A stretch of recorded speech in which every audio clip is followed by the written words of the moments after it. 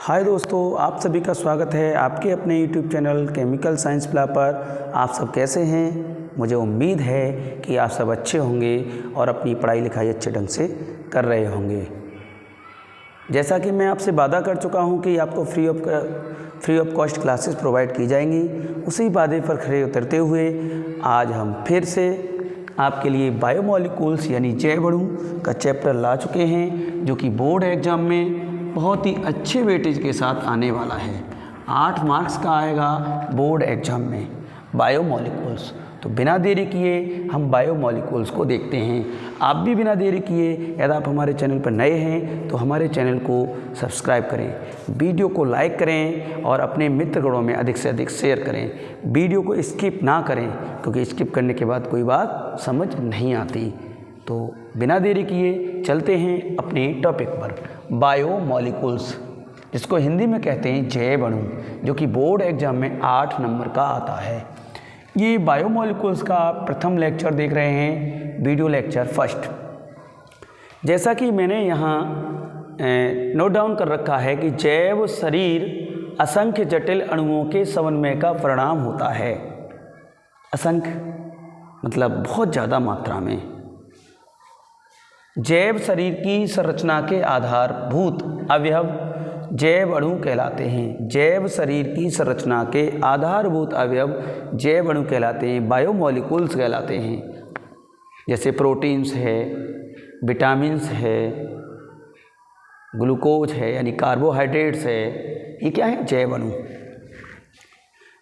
आगे देखेंगे, जैव अणु जटिल कार्बनिक यौगिक होते हैं और जीवन के मूल आधार हैं।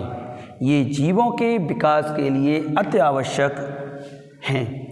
एग्जाम्पल है कार्बोहाइड्रेट, विटामिन, प्रोटीन, वसा, हार्मोन, न्यूक्लिक अम्ल आदि। अब बात चलती है कार्बोहाइड्रेट की। हमारे लिए मेन कार्बोहाइड्रेट, फिर विटामिन्स पढ़ेंगे, फिर प्रोटीन्स पढ़ेंगे। ये इस चैप्टर में मेन है। इनसे आपका 5 नंबर का भी क्वेश्चन आएगा। कार्बोहाइड्रेट जैसा कि कार्बो और हाइड्रेट नाम लिखा हुआ है, तो कार्बन और हाइड्रेट से मिलकर बने यौगिक हैं ये। कार्बोहाइड्रेट मुख्यतः पादपों में पाए जाते हैं। पौधों का लगभग 70% भाग कार्बोहाइड्रेट से बना होता है। मनुष्य के शरीर में कार्बोहाइड्रेट ग्लाइकोजन के रूप में लिवर में संचित रहता है। कार्बोहाइड्रेट की परिभाषा, जो कि कन्फर्म परिभाषा है, कार्बोहाइड्रेट कार्बन, हाइड्रोजन तथा ऑक्सीजन युक्त पॉलीहाइड्रिक एल्डिहाइड तथा कीटोन होते हैं। ये परिभाषा समग्र है। इसका जनरल फॉर्मूले की हम बात करें, कार्बोहाइड्रेट के जनरल फॉर्मूले की बात करेंगे, इसको नोट डाउन कर लेना आप।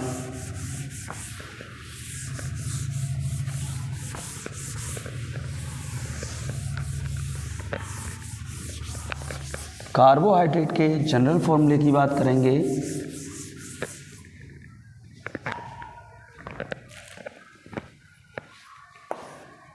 कार्बोहाइड्रेट का जनरल फॉर्मूला है CxH2O का होल y। तो x और y सेम भी हो सकते हैं, डिफरेंट भी हो सकते हैं। जैसे x बराबर मैं ले लूँ 6, तो C6H2O का होल 6 यानी ये ग्लूकोज बन गया। C6H12O6 ये ग्लूकोज है। क्या है दोस्तों? ग्लूकोज। ठीक है, ग्लूकोज है। तो इस तरीके से ये फिट बैठ सकता है। ठीक है, तो हम बात करें कार्बोहाइड्रेट की। एग्जाम्पल की ग्लूकोज ले लिया, सुक्रोज ले सकते हैं। सुक्रोज आपका है C12H22O11। देखिए यहाँ पर नहीं बैठ रहा, यहाँ पर क्या है? C12 है और H2O का होल 11 है। तो यहाँ 12 और 11 सेम नहीं है, तो इसलिए मैंने डिफरेंट लिखा है कि x और y डिफरेंट हो सकते हैं। तो ये सुक्रोज का फॉर्मूला है। ठीक, सुक्रोज का। स्टार्च भी कार्बोहाइड्रेट है। C6H10O5 का होल एन ये स्टार्च का फॉर्मूला है, जिसको हम मंड भी कहते हैं। ये सब क्या हैं? कार्बोहाइड्रेट के एग्जाम्पल हैं, कार्बोहाइड्रेट के एग्जाम्पल हैं। ठीक है, अब देखिए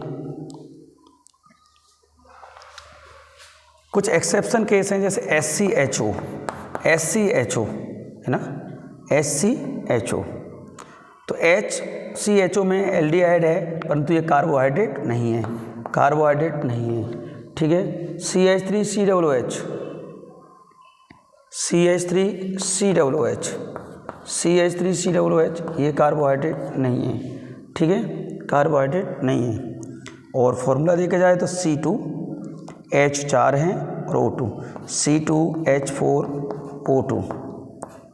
देखिए तो CX इन 2 आ जाएंगे, H2O का होल ट्वाइस, तो इसमें फॉर्मूले में बैठ जाता है ये, इसलिए ये कार्बोहाइड्रेट की श्रेणी में नहीं है, परंतु फॉर्मूले का अनुसरण करता है, तो कार्बोहाइड्रेट ये नहीं है। तो ध्यान रखना है SCHO CH3COOH कार्बोहाइड्रेट नहीं है।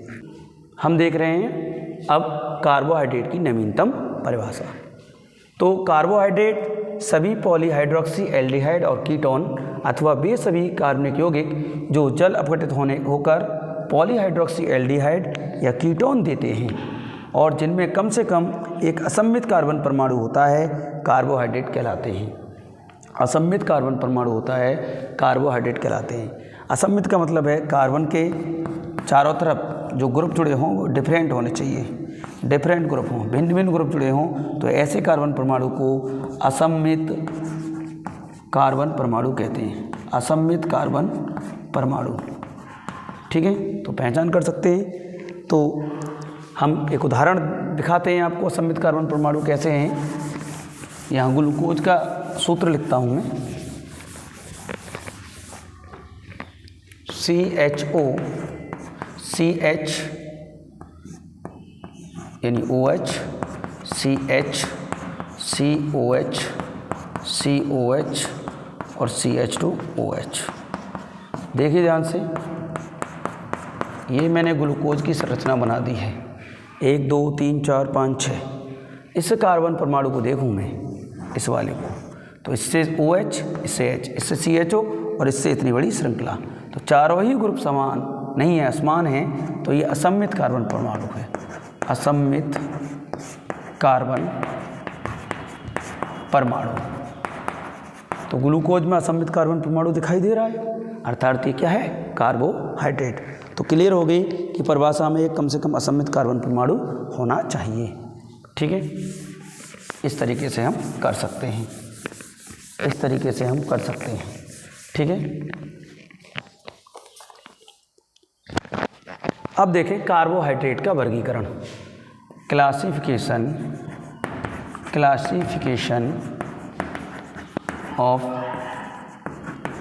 कार्बोहाइड्रेट। देखिए, कार्बोहाइड्रेट को मुख्यतः 3 वर्गों में बांटा गया है। कार्बोहाइड्रेट को इनको मुख्यतः 3 वर्गों में विभाजित किया गया है। कौन कौन से वो? पहला है मोनोसैकेराइड, मोनोसैकेराइड। दूसरा है ओलिगोसैकेराइड, ओलिगोसैकेराइड। तीसरा है पॉलीसैकेराइड, पॉलीसैकेराइड। तो ये 3 है मेन। मोनोसैकेराइड, इनका और जल अपघटन नहीं किया जा सकता, जैसे ग्लूकोज है, C6H12O6 है ना, जैसे फ्रक्टोज है, इनका और जल अपघटन नहीं किया जा सकता, यानी जल अपघटन इनका नहीं होगा। ओलिगोसैकेराइड, इनका जल अपघटन होने पर 2 3 4 ये इतने कार्बोहाइड्रेट दे देते हैं। ठीक है, इनका जल अपघटन हो जाता है। ठीक है, तो ये इनको क्रमशः बांट सकते हैं डाइसैकेराइड में, ट्राइसैकेराइड में, टेट्रासैकेराइड में। ठीक। पॉलीसैकेराइड जैसे स्टार्च, इसमें यूनिट की संख्या असंख्य होती है, जैसे स्टार्च